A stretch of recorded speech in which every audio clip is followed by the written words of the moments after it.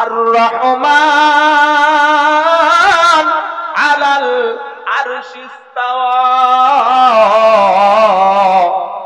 আমাদের যিনি আল্লাহ, যিনি রহমান। অনেকে প্রশ্ন করি, ভাই আল্লাহ কোথায় থাকে? তখন বলে আল্লাহ সব জায়গায় থাকে। কি বলে কি বলে না? বলে না? যারা আমরা আহলে সুন্নাত ওয়াল জামাত, কোরআন সুন্নাহ অনুযায়ী যারা আমরা চলি, আমাদের আকীদা হলো যে আল্লাহ রাব্বুল আলামিন তিনি আরশের উপরে সমাসীন হয়ে আছেন। জোরে বলুন সুবহানাল্লাহ।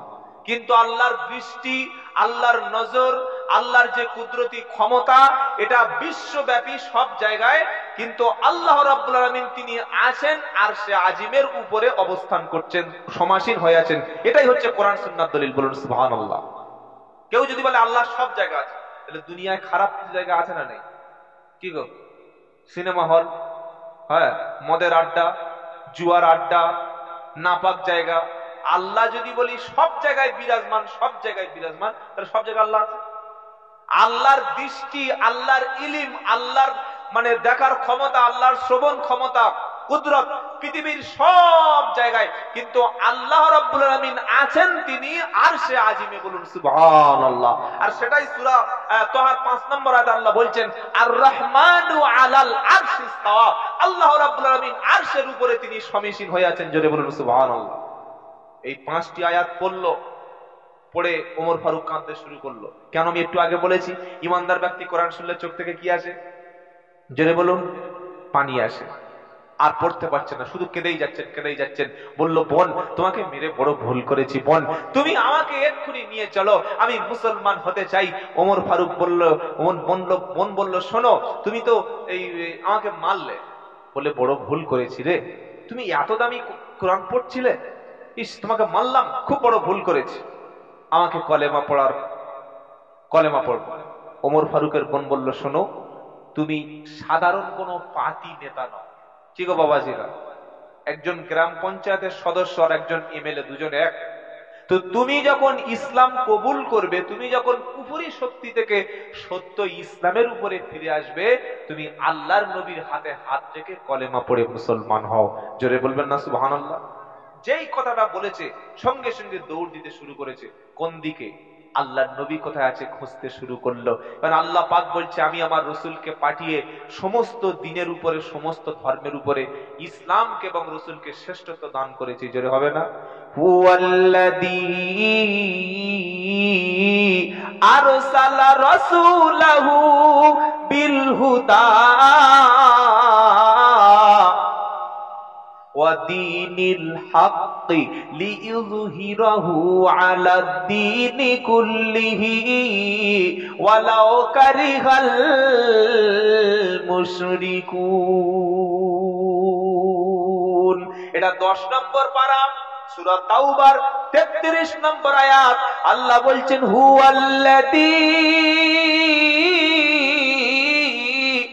বাআসা ফিল উম্মিয়িনা রাসূলাম মিনহুম হুয়াল্লাযী আরসালা রাসূলাহু বিল হুদা। যিনি তার রাসূলকে পাঠিয়েছেন সত্য হেদায়েত দিয়ে। জোরে হবে না? কারণটা কি? লিইয়ুযহিরাহু আলাদ-দীনি কুল্লিহি। পৃথিবীতে যত দিন আছে, যত মতবাদ আছে, যত ধর্ম আছে, যত মতপদ আছে, সবার উপরে আল্লাহ ইসলামকে শ্রেষ্ঠত্ব দেওয়ার কারণে ইসলামকে শ্রেষ্ঠত্ব দান করবেন। সবার উপরে থাকবে ইসলাম। সেজন্য রাসূলকে সত্য দিন দিয়ে তিনি পাঠিয়েছেন। জোরে বলুন। তবে আল্লাহ বলছে ওয়ালাউ কারিহাল মুশরিকুন, যদিও মুশরিকদের কাছে অপছন্দ হয়। কি গো, যদি কোনো চামচিকে দিনের বেলা সূর্য না দেখে, তার জন্য সূর্যের দোষ? আরে বলছেন না কেন?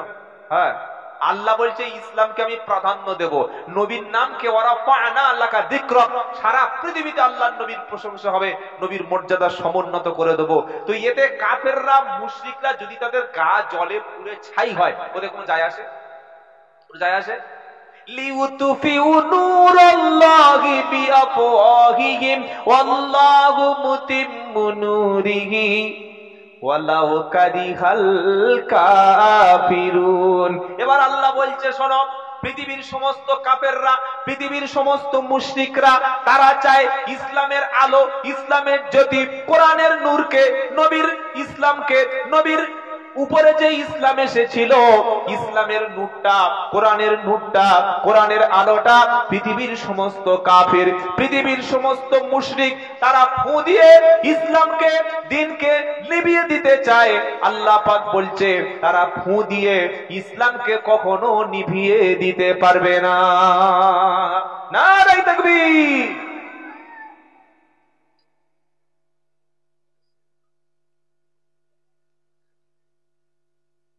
তো লোক চেষ্টা করলো ইসলাম ধ্বংস করবে। আমেরিকায় 9/11 বলা হয় লাদেন, উসামা বিন লাদেন তিনি ওই টুইনটারে হামলা করেছে। যে টুইন টাওয়ার ছিল জানেন না বাবা? তারপরে সারা পৃথিবীতে বলা হলো লাদেন সন্ত্রাসী, লাদেন জঙ্গি। কোরআন জঙ্গির কিতাব, কোরআন থেকে বোমা পাওয়া যায় বলল, খুব ভালো। মুসলমানদের পচে গেল, দোষ হয়ে গেল, মুসলমান মানে জঙ্গি, ধরপাকড় শুরু হলো। এইবার আরে আপনারা এদিকে তাকান, ওদিকে মোটর ভ্যান আওয়াজ, বোম পড়ে তো হচ্ছে হার্ট অ্যাটাক করে যাবে, কি মন আপনাদের? এইবার কি করলো? আমেরিকার জমিনে টুইন টাওয়ারে হামলা হওয়ার পর সবচাইতে যে বেশি বইটা, কিতাবটা আমেরিকায়, ইউরোপে বিক্রি হলো, ওটা বাইবেল না, মহাভারত না, ত্রিপিটক না, ওই কিতাবের নাম হচ্ছে আল্লাহর কালাম। জোরে বলুন সুবহানাল্লাহ। আমেরিকাতে সব খ্রিস্টান, সাদা চামড়া, তারা বললে আচ্ছা দেখি কোরআনে কি লেখা আছে, দেখি কি গো, হ্যাঁ।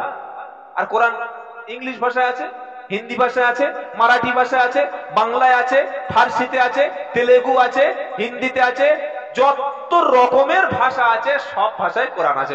সুবহানাল্লাহ। আপনারা মাঝে মাঝে বাংলা কোরআন একটু পড়বেন বাবা, আমি আপনাদের অনুরোধ করে বলে যাচ্ছি। বাংলা কোরআন যদি বাড়িতে না থাকে, যুবকদের বলবো ভাই একটা কেন, একটা কিনে বাড়িতে দেখো আল্লাহ কি বলেছে, অন্তত নিজের মাতৃভাষায় একটু দেখার চেষ্টা করো, কপাল খুলে যাবে, আল্লাহর কসম কপাল খুলে যাবে। বলুন না সুবহানাল্লাহ। আচ্ছা বাংলা কোরআন কারোর বাড়িতে আছে না? কেউ আছেন? হাত তুলবেন। আপনার একার বাড়িতে? আর কারো নাই? এতগুলো লোক কারোর বাড়ি বাংলা কোরআন নাই? একটু কিনবেন, 2 থেকে 300 টাকা নেবে, ঘটকপুরে পেয়ে যাবে।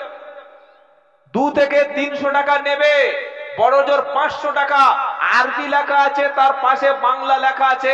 যখন আপনি পড়বেন চোখ থেকে ঝরঝর করে পানি পড়বে, ইস আল্লাহ এরকম কথা বলেছে, আমি জানি না। নামাজ পড়ছি, ইন্না আতাইনা কাল কাউসার ফাসাল্লি লিরাব্বিকা ওয়ানহার ইন্না শানিয়াকা হুয়াল আবতার। সারা জীবন নামাজ পড়েছে, কিছু মাথা থাকে না, কাউসার পড়ে যাচ্ছে। যখন বাংলা কোরআন কিনে ওটা একবার পড়ে যখন নামাজে দাঁড়ালো, কোরআনের মধ্যে পড়ছে ইন্না আতাইনা কাল কাউসার, নিচে লেখা আছে আল্লাহ বলছেন নবী নিশ্চয়ই আমি আপনাকে কাউসার দান করেছি।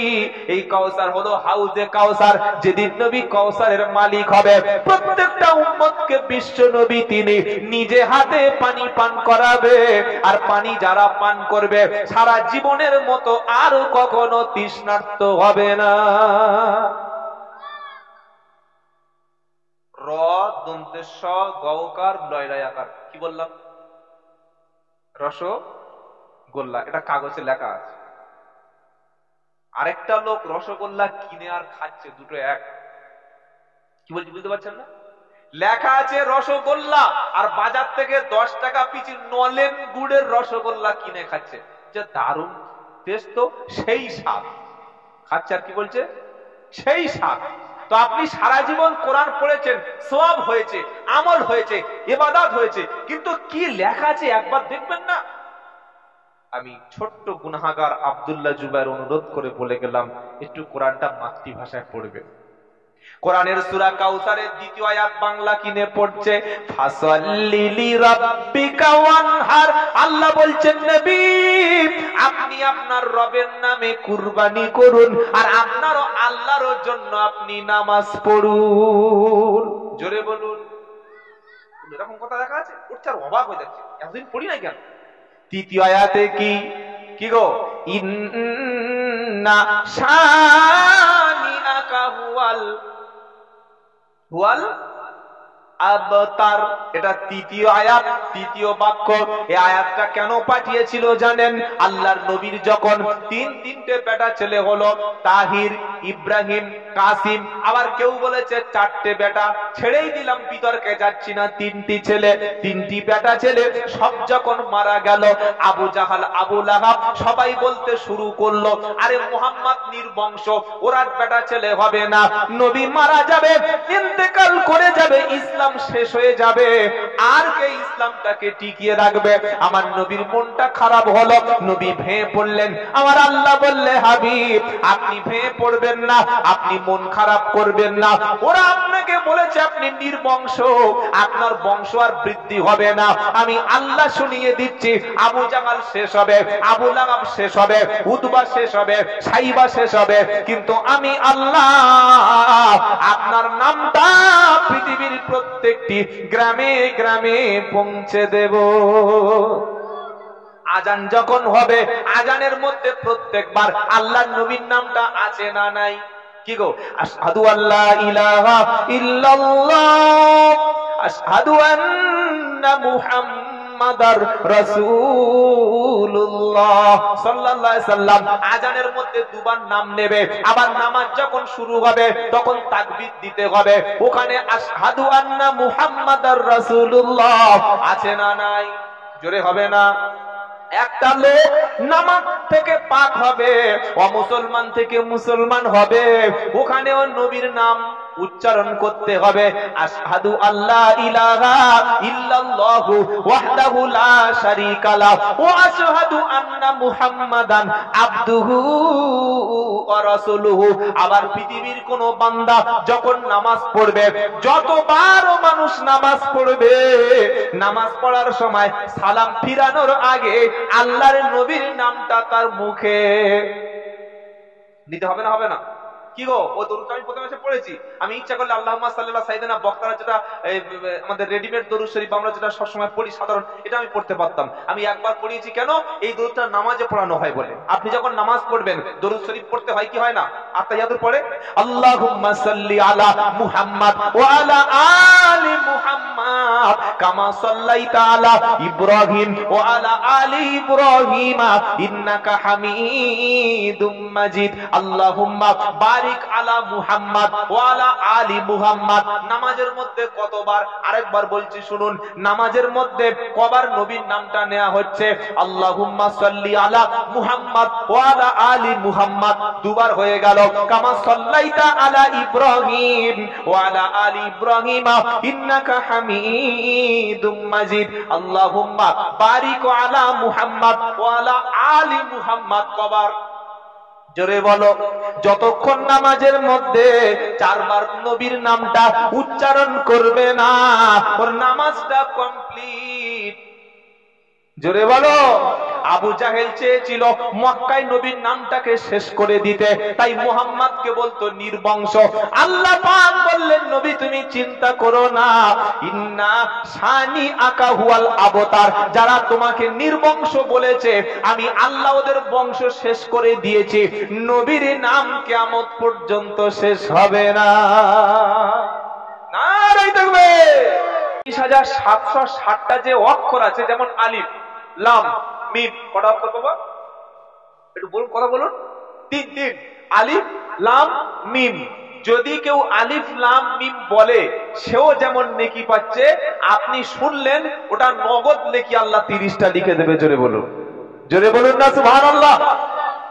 সেজন্য যখন কোন বক্তাকে বক্তব্য করবেন, আমি আসাম, উড়িষ্যা, ঝাড়খণ্ড, বিহার, ত্রিপুরা, মেদিনীপুর, হাওড়া, হুগলি, দিনাজপুর, মালদা, মুর্শিদাবাদ, জলপাইগুড়ি, প্রত্যেকটা রাজ্য, প্রত্যেকটা জেলায় গিয়ে বসে বলে আসি, ভাই যখন কোনো বক্তাকে বক্তব্য করবেন, আপনি অক্লান্ত পরিশ্রম করে ঘাম ঝরানো টাকা গরিব মানুষের কাছ থেকে বারবার চাঁদা তুলে আনছেন, বক্তাকে অন্তত বলে দেবেন যে একটু কুরআনুল কারীম থেকে যেন তেলাওয়াত করে কিছু আলোচনা শোনায়।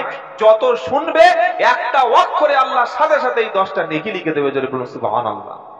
আর যারা শুনবে তাদের কি লাভ হবে জানেন? শুনবেন, আল্লাহ বলছেন وَإِذَا قُرِئَ الْقُرْآنُ فَاسْتَمِعُوا لَهُ। আগে কোরআনের নামটা শুনে নেন। وَإِذَا قُرِئَ الْقُرْآنُ فَاسْتَمِعُوا لَهُ وَأَنصِتُوا لَعَلَّكُمْ তুরহামুন। এটা 9 নম্বর পারা, 14 নম্বর পৃষ্ঠা, 12 নম্বর লাইন, 204 নম্বর আয়াত। সূরার নাম আরাফ। সূরা আরাফের 204 নম্বর আয়াত আল্লাহ বলছেন, যখন কোন জায়গায় আল্লাহর কালাম তেলাওয়াত হবে, আল্লাহর পবিত্র কোরআন শরীফ কোন বান্দা পড়বে, তুমি যদি ধীর স্থির ভাবে চুপচাপ যদি সেখানে বসে বসে শোনো, তো শোনার কারণে তুমি যদি চুপ থাকো, যদি নীরবতা পালন করো, আল্লাহ তাআলা তোমার উপরে রহমতটা নাজিল করে দেবে। জোরে হবে না সুবহানাল্লাহ? বললে হুজুর কোরআন শুনে লাভ হয়েছে এরকম একটা লোকের নাম বলবেন? বলবো? এই কোরআন শুনে লাভ হয়েছে নাম শুনবেন? একটু হ্যাঁ বা না বলুন। আচ্ছা, আপনাদের সঙ্গে আমার কি সকালে ঝগড়া হয়েছে একটু বলবেন কারোর সঙ্গে? নাকি আমাদের মুরগি আপনার বাড়িতে এসে ঝামেলা করেছে? এত মন খারাপ করলে কি? একটু তাকবীর দেন দেখি। নারায়ে তাকবীর, নারায়ে তাকবীর। বাদশাহী কি সালে সওয়াব, বাদশাহী কি সালে সওয়াব। নারায়ে তাকবীর। কোরআন শুনলে লাভ আছে, না শুনলে ক্ষতি আছে। বললে নাম বলুন। লোকটার নাম ছিল ওমর, আর ইসলাম কবুল করার পরে হয়ে গেলেন ফারুক। ওমর ফারুকের সঙ্গে আল্লাহর নবীর সম্পর্কটা কি শুনে রাখেন। 1 নম্বর হলো 10 জন ব্যক্তিকে আল্লাহর নবী সাল্লাল্লাহু আলাইহি ওয়াসাল্লাম আল্লাহর পক্ষ থেকে জান্নাতের সুসংবাদ দিয়েছেন। সুসংবাদটা কি? নবী ধরে বলেছেন তুমি জান্নাতি। জোরে বলুন। আচ্ছা, কোন বক্তা বলতে পারবে এ ভাই তোমরা আমার বক্তব্য শুনেছো সব জান্নাতি? বলতে পারবে? কিংবা বক্তা নিজে বুক হাত দিয়ে বলতে পারবে আমি জান্নাতি? কোনদিন বলা সম্ভব নয়। কারণ জান্নাত আর জাহান্নাম কার হাতে? আল্লাহর হাতে। এ দুটো দেওয়ার মালিক কে? আল্লাহ। এখানে বিচারের ময়দানে ফয়সালা কে করবেন? আল্লাহ। কোন হুজুর, কোন বক্তা, কোন মুফতি সাহেব, কোন কারি সাহেব জীবনে কাউকে জাহান্নামে দিতে পারে না আর জান্নাতে নিয়ে যেতে পারে না। তবে হ্যাঁ, ভালো আমল করলে ইনশাআল্লাহ জান্নাতি। কি ভাই ঠিক বলছি কিনা? তো আল্লাহর নবী 10 জন ব্যক্তিকে ধরে ধরে বলেছে তুমি জান্নাতি, তুমি জান্নাতি, তুমি জান্নাতি। এই 10 জনের মধ্যে দ্বিতীয় জন তার নাম হলো ওমর। এই ওমর ফারুককে আল্লাহর নবী বলেছেন ওমর তুমি জান্নাতি। জোরে হবে না? আল্লাহু আকবার। ওমর ফারুক ছিলেন সবচাইতে বড় গ্রেট এনিমি অফ মুহাম্মদ সাল্লাল্লাহু আলাইহি ওয়াসাল্লাম। নবী মুহাম্মদ সাল্লামের জীবনের সবচাইতে বড় দুশমনের নাম ছিল ওমর। কখন দুশমনি করেছে? যখন সে ইসলাম কবুল করেনি, মুসলমান হয়নি, একটা তরবারি নিয়ে বার হয়েছে, বললে আমি নবী মুহাম্মদ সাল্লাল্লাহু আলাইহি ওয়াসাল্লাম। তখন তার নবী বলে মানে না। কি নবী বলে মানে না? ধরুন আমরা যারা মুসলমান, আমরা আলেম ওলামা পীর মাশায়েখ যারা হাক্কানি ওলি যারা, তাদেরকে সম্মান করি, কিন্তু একটা কাফের সে আলেমকে দেখলে কি সম্মান করবে? তার কাছে সে শত্রু। তো ওমর ফারুক যখন মুসলমান হয়নি, তখন মুহাম্মদ তার কাছে শত্রু। সে দরুদ শরীফ বা কেন পড়বে, সাল্লাল্লাহু আলাইহি ওয়াসাল্লাম কেন বলবে, আর তাকে নবী বলে মানবে কেন? সে বলছে মুহাম্মদকে যেখানেই পাবো সেখানে হত্যা করব। কি আশ্চর্য কথা বলুন তো। হ্যাঁ, এটা একমাত্র ওমর বলেছিল যে মুহাম্মদকে যেখানে পাবো সেখানে হত্যা করব, আর বিনিময় পুরস্কার কি পাবে? 100 উট। কি গো? 100 উট পাবে। তো এমন একটা পরিস্থিতি তৈরি হয়েছে যে যেখানে পাবে হত্যা করবে। আল্লাহর নবী সাল্লাল্লাহু আলাইহি ওয়াসাল্লাম দোয়া করেছিলেন যে আল্লাহ, 2 জন ব্যক্তির জন্য দোয়া করেছিলেন, এক আবু জাহাল আর এক হচ্ছে উমর। এক আবু জাহাল আর একটা লোকের নাম হলো উমর। এই আবু জাহেলের অরিজিনাল নাম কিন্তু আবু জাহেল না, অনেকে হয়তো জানেন না। আবু জাহেলের অরিজিনাল নাম হলো আবুল হাকাম। কি বললাম? আবুল হাকাম মানে জ্ঞানীর পিতা। সে অনেক জ্ঞানী ছিল, অনেক শিক্ষা ছিল, অনেক এডুকেশন ছিল, অনেক বুদ্ধি ছিল, অনেক বিদ্যা ছিল। সব থাকার পরে যখন কোরআন শুনে, নবীর কথা শুনে, আল্লাহর বাণী শুনে সে কলেমা পড়তে পারলো না। আল্লাহর নবী বললেন আল্লাহর কথা শুনে তুই মানলি না, তুই এখন আর জ্ঞানীর পিতা না, এবার তুই মূর্খের পিতা। কি কার পিতা? মূর্খের পিতা। তাই ওকে বলা হলো আবু জাহল, মূর্খের পিতা। কি গো বাবাজিরা? তো আল্লাহর নবী দোয়া করেছিলেন রব্বানা আবু জাহাল এবং উমার দুজনের মধ্যে আল্লাহ আপনি একজনকে ইসলামের জন্য পাহারাদার, ইসলামের জন্য শক্তিশালী খুঁটি হিসাবে আপনি কবুল করে নিন। নবীর দোয়া কবুল হবে কি হবে না? একটু জোরে বলা হবে, জোরে।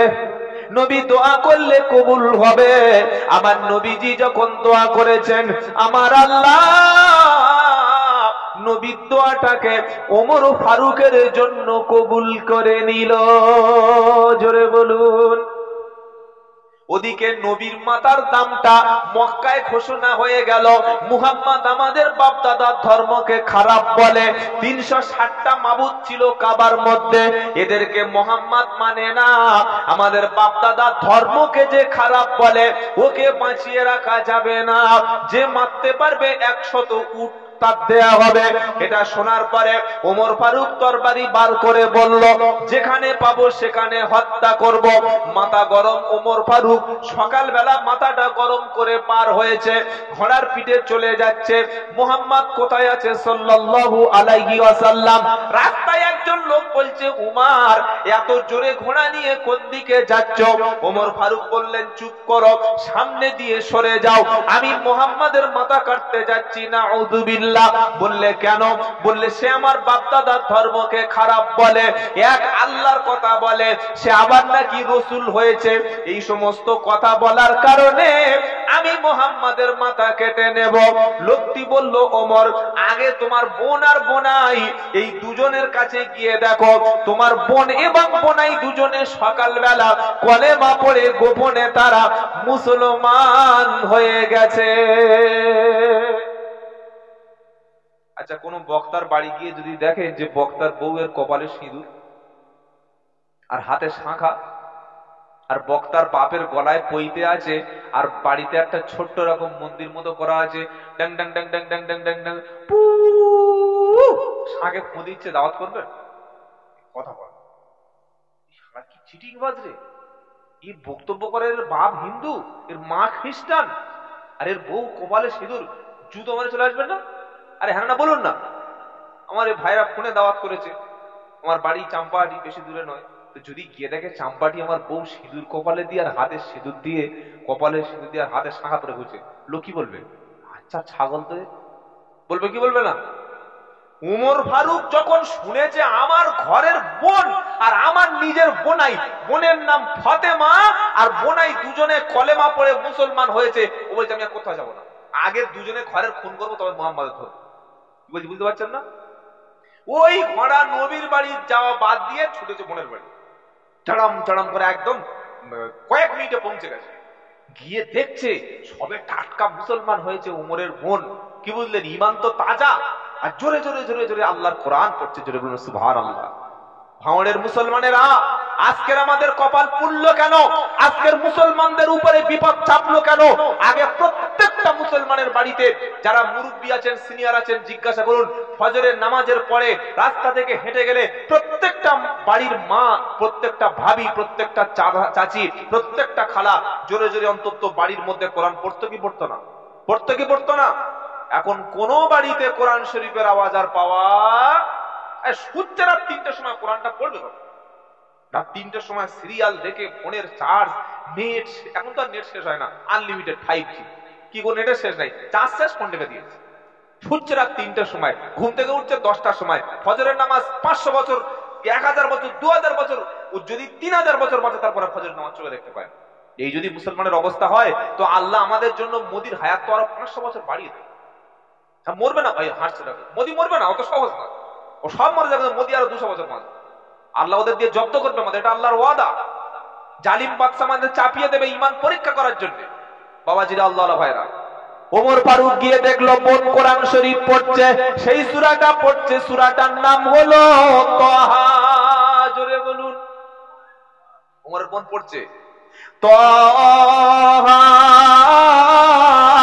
মা আনজালনা আলাইকাল কুরআন লিতাশকা ইল্লা তাযকিরাতাল লিমান ইয়াখশা। 16 নম্বর পারা 11 নম্বর পৃষ্ঠা 7 নম্বর লাইন 1 2 3 4 5টা। তখন কিন্তু কোরআন শরীফ এক জায়গায় ছিল না, তখন গোটা কোরআনুল কারীম নাজিল হয়নি। ওমরের বোন এবং বোনাই তারা কোরআন শরীফের সূরা তাহার 5টা আয়াত ছিল, ওই আয়াতগুলো একটা কাগজে কিংবা স্লেটে কিংবা কোনো একটা কাঠের উপর লেখা ছিল। দুজনে মুসলমান হয়েছে, তারা বলল আমরা আল্লাহর কালামটা পড়ে দেখব, কারণ কোরআন পড়লে আল্লাহ তাআলা মানুষের ঈমানটা অটোমেটিক বাড়িয়ে দেবে। বলে দলিল চাই পারা নাম্বার 14, পারা নাম্বার 9, পৃষ্ঠা নাম্বার 16, লাইন নাম্বার 3 এবং 4, আয়াত নাম্বার 2, সূরার নাম আনফাল। আল্লাহ বলছেন ইন্নামাল মুমিনুনাল্লাযীনা ইযা যুকিরাল্লাহু ওয়াজিলাত কুলুবুহুম ওয়া ইযা তুলিয়াত আলাইহিম আয়াতুহু যাদাতহুম ঈমানা। আমার আল্লাহ বলছেন ঈমানদার ব্যক্তি তারা যখন আল্লাহর নাম স্মরণ হয় তাদের অন্তরে একটা কম্পন সৃষ্টি হয়। আর ঈমানদার ব্যক্তি যদি কোরআন শোনে, তারা যদি কোরআন পড়ে, তাদের ঈমানটা অটোমেটিক বেড়ে যায়। বলবেন না সুবহানাল্লাহ? ঈমান বেড়ে যাবে ঈমানদারের, ঈমান কোরআন শুনলে। আর কি লাভ হবে? ঈমানদার ব্যক্তি যখন কোরআন শুনবে, আল্লাহর কালাম শুনে, জাহান্নামের কথাগুলো শুনে, ঈমানদার ব্যক্তির চক্ষুটা তখন পানিতে ভিজে যাবে। বলো যে দলিল পারা নাম্বার 7, পৃষ্ঠা নাম্বার 1, লাইন নাম্বার 1, আয়াত নাম্বার 83, সূরার নাম মাইদা।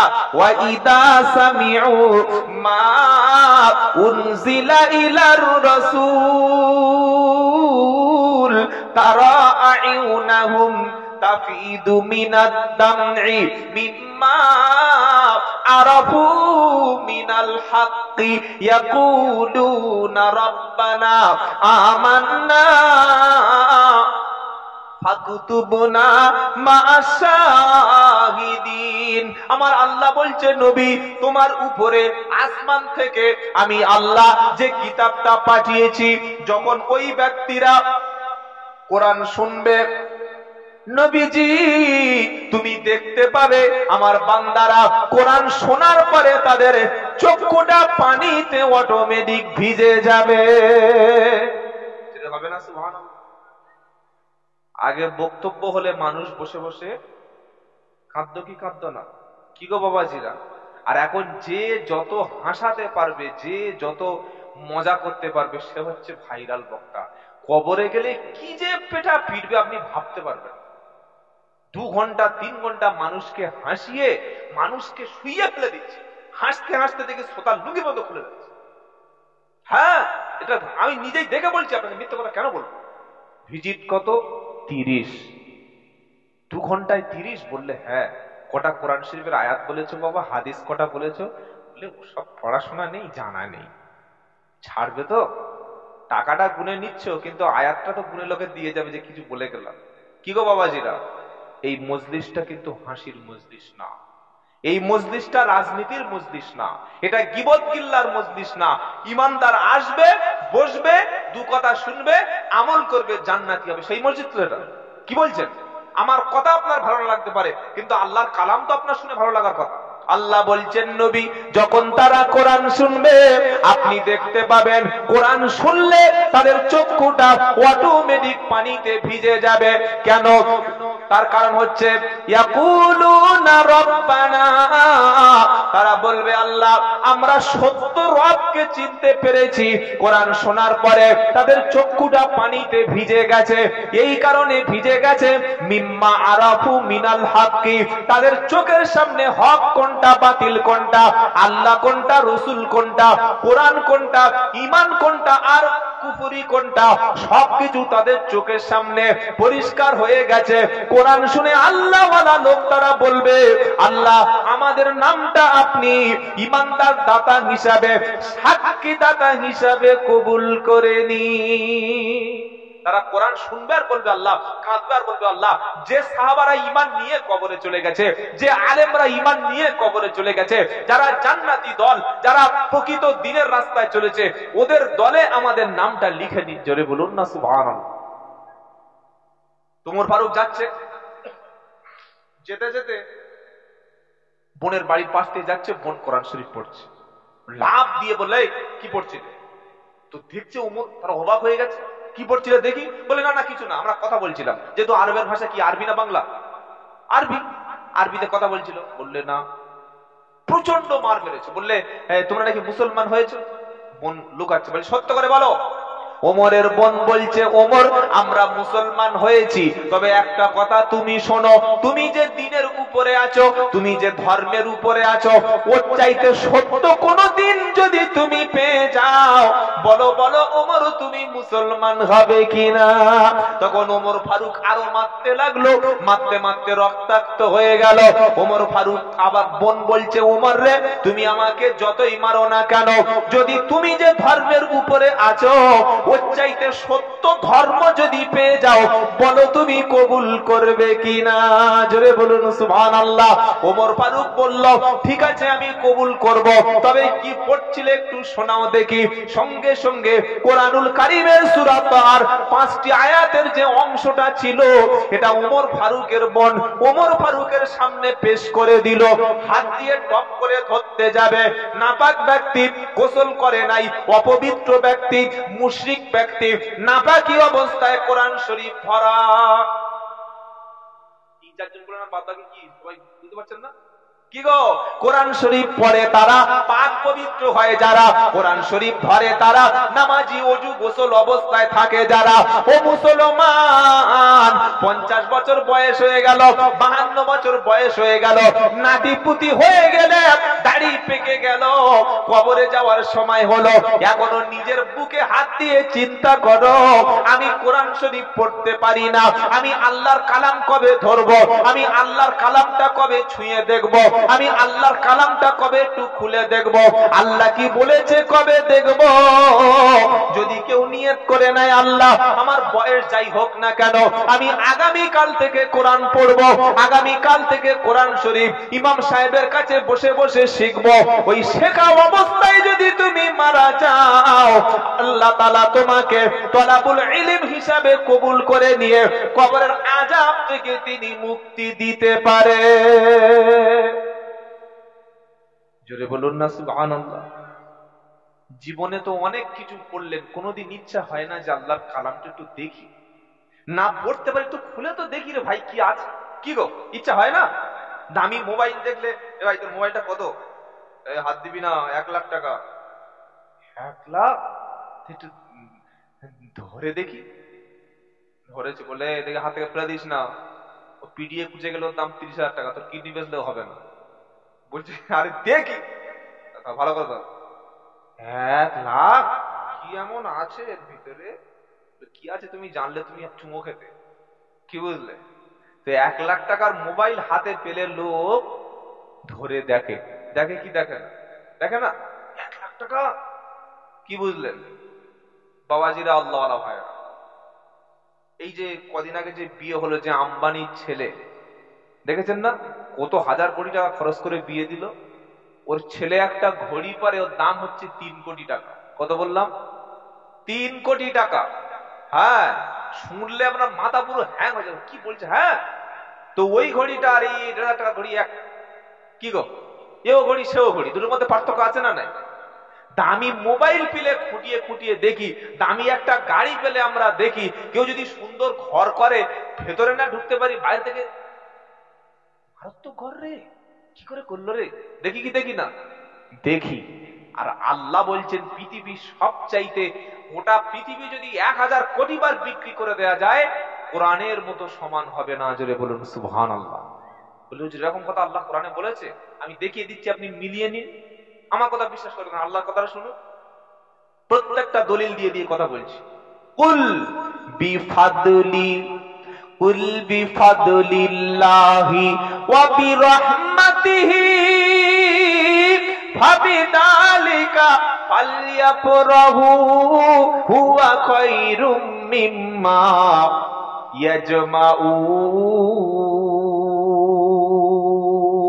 ইয়াজমাউন। 11 নম্বর পারা 14 নম্বর পৃষ্ঠা 6 নম্বর লাইন 57 নম্বর আয়াত, সূরার নাম ইউনূস। এর পরে না বিশ্বাস হলে দেয়ালে মাথা ঠুকে মাথা ভেঙে দিন, আর কি বলবো? আল্লাহ বলছেন কুল হাবিব বলুন বিফাদলিল্লাহ বিরহমাতিহি, আল্লাহর পক্ষ থেকে তোমাদের উপর দয়া, আল্লাহর পক্ষ থেকে তোমাদের উপর অনুগ্রহ এটা যে তামাম পৃথিবীতে যা কিছু আছে সবার চাইতে কোরআন হলো উত্তম, কোরআন হলো দামি। জোরে বলো। তুমি 1 লাখ টাকার মোবাইল পেয়েছ, ওটা দেখছ, 80,000 টাকার এলসিডি কিনে ঘরের মধ্যে লাগিয়েছ, দামি টাইলসটা ইতালি কোম্পানির মাল ফ্লোরে লাগিয়ে দিয়েছ, ঘরের মধ্যে দামি এসি লাগিয়েছ, একদম খড়গপুকুর থেকে 80,000 টাকার দামি বক্স খাট হাইড্রোলিক দেয়া রয়েছে, স্বামী স্ত্রী দুজনে ঝাঁপ মারতে পারে, ওই মাল এলে তুমি ঘরে লাগিয়েছো, দামি সোফা, দামি ডাইনিং টেবিল, ড্রেসিং টেবিল লাগিয়েছো, আর মনে করছো দুনিয়ায় সবচাইতে দামি ঘরে আমি বাস করি। তুমি 100 টাকা বোতলের পানি খাচ্ছো, মনে করছো দামি জিনিস খাচ্ছি, দামি গদিতে শুচ্ছ। আল্লাহ বলছে পৃথিবীর মধ্যে সবচাইতে দামি হলো কোরআন, এর চাইতে দামি জিনিস একটাও নাই। কারণ আল্লাহর নবী এই কোরআনের জন্য তাকে মার খেতে হয়েছে।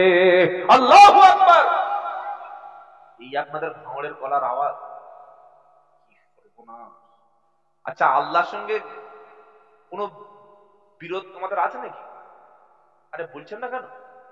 বিভিন্ন দল মত থাকতে পারে, CPM, Congress, BJP, ISF, BSF, কত দল।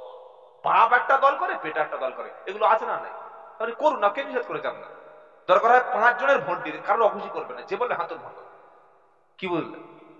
কিন্তু আল্লাহর সঙ্গে কারো ঝামেলা আছে?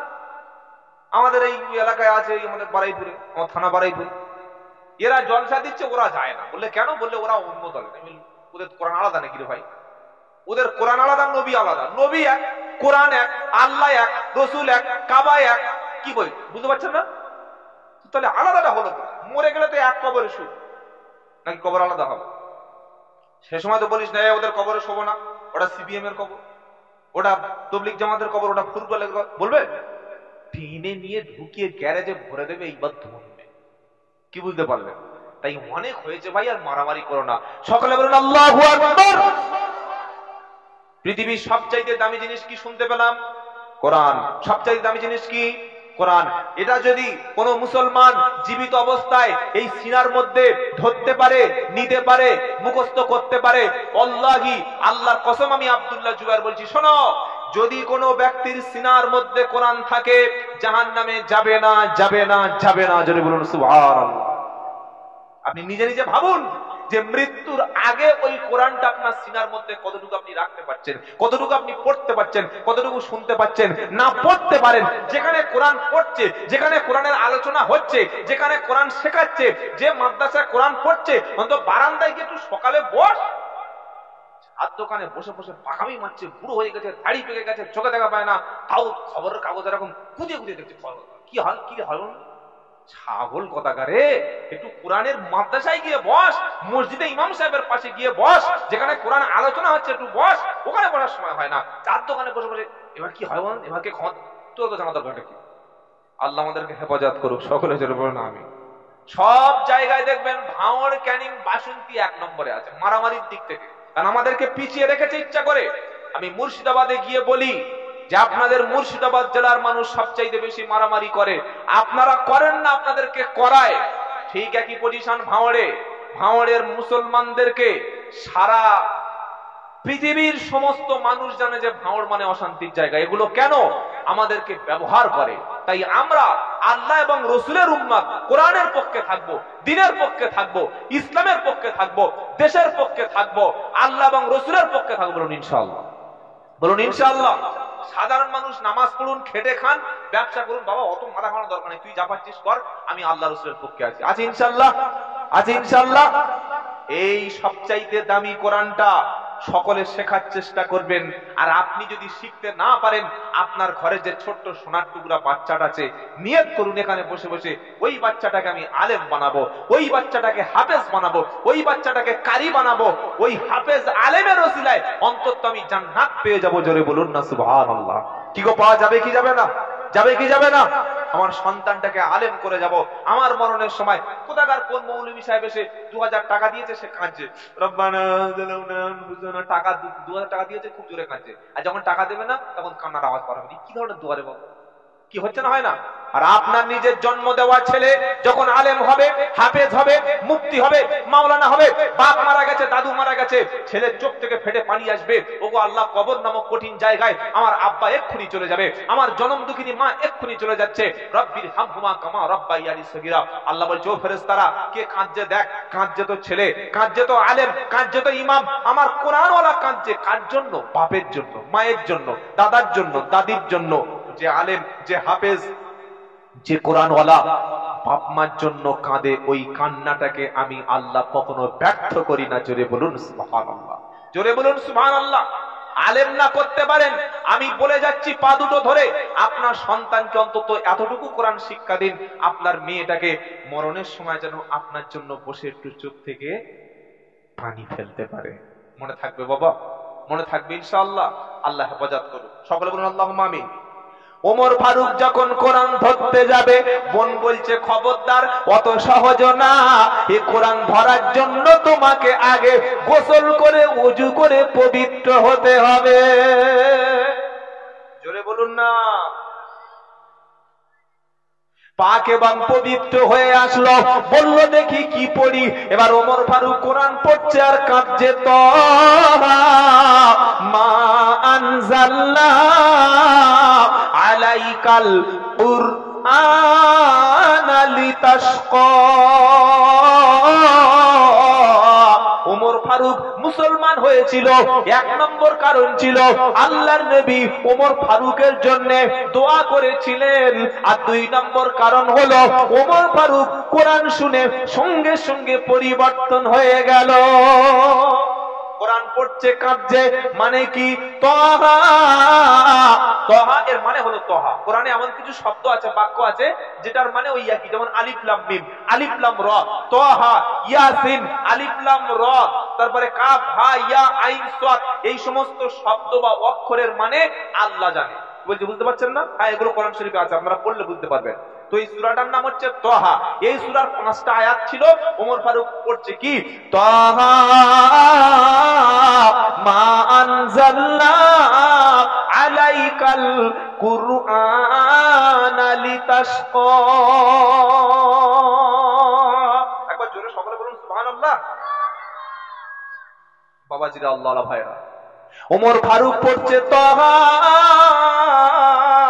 তিনি মানুষটা কোথাকার? তিনি মানুষ তো আরবের মানুষ, তিনি আরবি ভাষা বোঝে।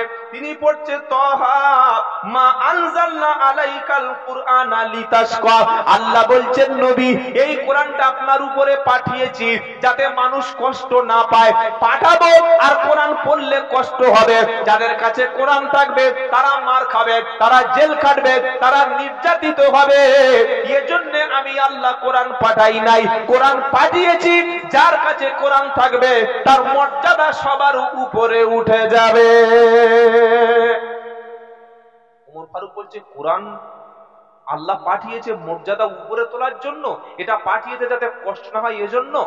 আর একটু আয়াত পড়লো, সামনে আয়াত কি করছে? ইল্লা তাযকিরাতাল লিমান ইয়াখশা। ওমর ফারুক পড়ছে, এই কোরআনটা তাদের জন্য উপদেশ। কোরআন শুনে তারা হেদায়েত পাবে, কোরআন শুনে ওই ব্যক্তিরা জলসায় উপকৃত হবে, কোরআন শুনে ওই ব্যক্তিগুলো হেদায়েত পাবে যারা আল্লাহকে দেখে বেশি ভয় করে। বলুন না সুবহানাল্লাহ, নারে তাকবীর।